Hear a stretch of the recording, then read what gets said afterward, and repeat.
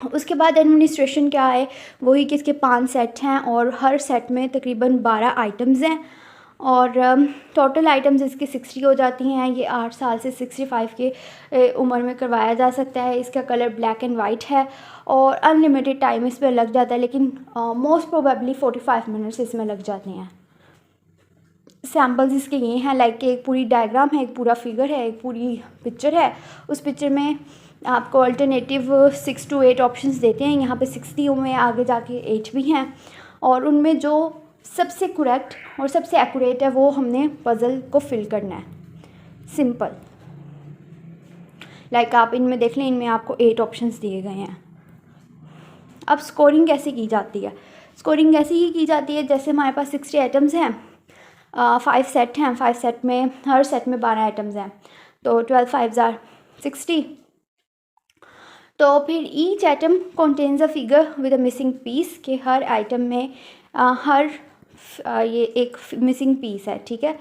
तो हर में हमारे पास एक मिसिंग पीस है और जिस पीस को हमने फिल करना है, अब वो जब फिल होता है वो अब या तो करेक्ट होगा या तो रॉन्ग होगा। अब है each set involves a different principle और theme for obtaining the missing piece.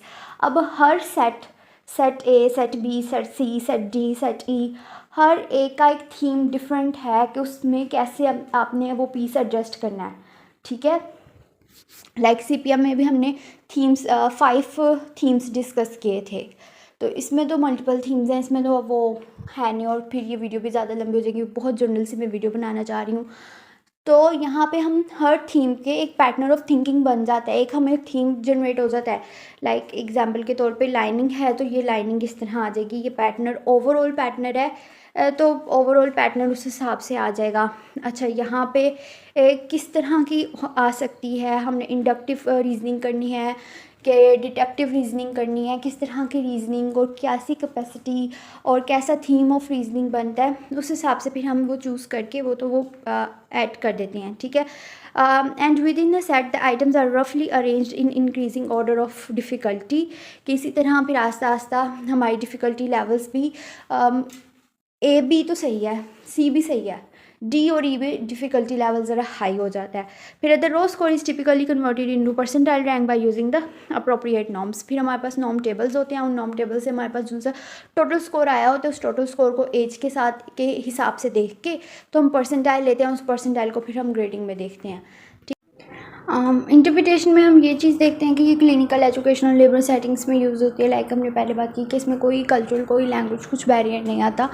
ये सिर्फ एक डायग्राम्स और पिक्चर्स होती हैं जिनको हमने फुलफ़िल करना होता है, ठीक है। और उसमें अल्टरनेटिव्स हमारे पास 6 के ऑप्शंस होते हैं, कुछ में 8 के ऑप्शंस होते हैं और हम लोगों ने कोई एक most suitable one according to the theme of the problem उधर सॉल्व करना होता है। और ये एब्स्ट्रैक्ट रीजनिंग का एक बहुत बड़ा कोग्निटिव फंक्शन है या कंपोनेंट है। एब्स्ट्रैक्ट रीजनिंग उसको बहुत अच्छे से मेजर करता है, बहुत प्रिसाइसली मेजर करता है।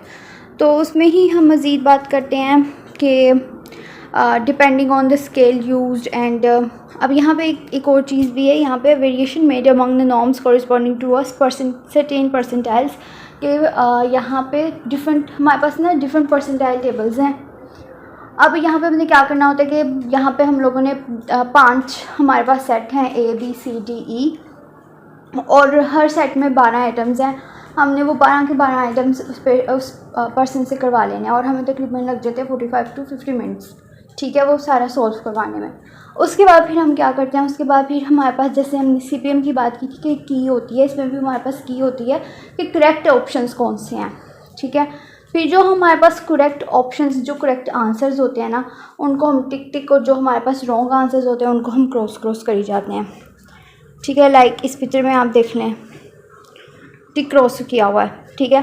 टिक क्रॉस करने के बाद फिर जो हमारे पास टोटल करेक्ट आते हैं, लाइक पहले वाले आइटम A में 12 के 12 सही थे, B में 12 के 12 सही थे, C में 2 गलत थे। तो इस तरह फिर जितने सही होते हैं उतने काउंट करके टोटल में हम लिखी जाते हैं। फिर उनका एक ग्रैंड टोटल ले लेते हैं, लाइक 12 12 24, 24 12 24 जमा 10 तो 34 में फिर हम ऐड करते हैं 9 और फिर 9 में 7 ऐड करके टोटल हमारे पास 50 आ जाता है। फिर हम 50 और इस पर्सन की एज जो सी है वो है 20 साल, ठीक है। इस बच्चे की एज 20 साल थी, तो अब यहाँ पे ये देखें, अब 20 साल के अकॉर्डिंग मैं देखती हूँ, 2 मिनट, अभी हम एक और काम करते हैं। 20 साल के अकॉर्डिंग मैं चीज़ देखती हूँ, ये 20 साल, उसकी एज देखी, उसका स्कोर था 50, ठीक है। तो 20 साल एज, स्कोर 50 था, वो 49 के सबसे ज़्यादा करीब है। परसेंटाइल मेरे पास 75 आ गए, 75 परसेंटाइल आ गया। अब 75 परसेंटाइल में अब हमने देखना है कि क्या बन रहा है, ठीक है। 75 परसेंटाइल, अब ये ग्रेडिंग सिस्टम है, इसमें से मैं ग्रेड देख लेती हूँ। तो उसका 75 परसेंटाइल सेकंड में बन रहा है, like definitely above and average in intellectual capacity if he scores lies at और अबव द 75 परसेंटाइल। अब सेकंड ग्रेड बन रहा है उसका, वो कैसे, क्योंकि उसको 75 परसेंटाइल ग्रेड बन रहा है। और यहाँ पे यही चीज़ बताई हुई है कि हम उसको ग्रेड 2 देंगे। ग्रेड 2 प्लस इसलिए तब देते जब 90 परसेंटाइल और 90 से अबव होता, लेकिन फ़िलहाल उसका 75 पे लाई कर रहा है, तो इस वजह से फिर हम सिर्फ उसको देंगे ग्रेड 2 हुई, ठीक है। तो यही उसकी है इंटरप्रिटेशन।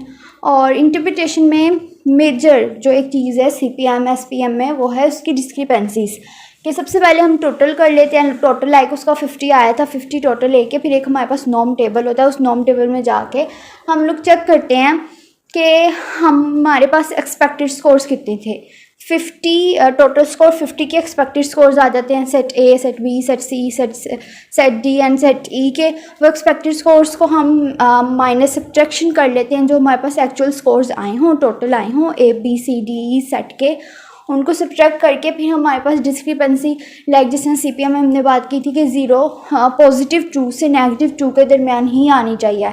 -2 से कम और +2 से ज़्यादा डिस्क्रिपेंसी आएगी, इट्स मीन कि टेस्ट हमारा एफिशिएंटली नहीं हुआ और हमें दोबारा से एडमिनिस्टर करना चाहिए। तो इसी तरह इसमें भी यही चीज़ है कि आपकी +2, 1, 0, -1, -2, ये 5 डिस्क्रिपेंसीज ही आ सकती हैं। अगर इससे ज़्यादा डिस्क्रिपेंसी आएगी, वो टेस्ट या वो सेट हम दोबारा से एडमिनिस्टर करेंगे। तो इसके अलावा आई होप कि आपको अच्छे से समझ आ गई है कि ये टेस्ट क्या है, ये स्कोरिंग शीट है, इसको हम फिल करते हैं। ये छोटे छोटे ब्लॉक्स जो उनसे साइड में, जैसे कि आप इसमें देख सकते हैं, उसमें हम टिक क्रॉस के निशान लगा लेते हैं। आप इसमें टोटल टाइम, ग्रेड वगैरह लिख लेते हैं, ऊपर भी ऐसे ही, और ये इस तरह हमारे पास फिल हो जाता है, ठीक है।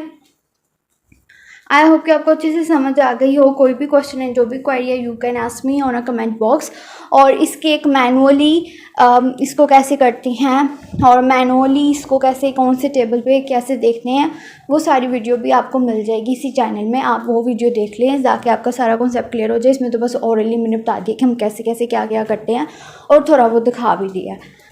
तो उसमें आपको प्रॉपरली उसमें हम सारा थोड़ली डिस्कस करेंगे, कौन सा टेबल है जिसको हम देख रहे हैं, कौन सा टेबल है, इसकी डिस्क्रिपेंसी कैसे निकाली, परसेंटाइल कैसे निकाला, परसेंटाइल निकालने के बाद ग्रेडिंग कैसे की, और करेक्शन, स्कोरिंग, सारा कुछ इसमें डिस्कस करेंगे।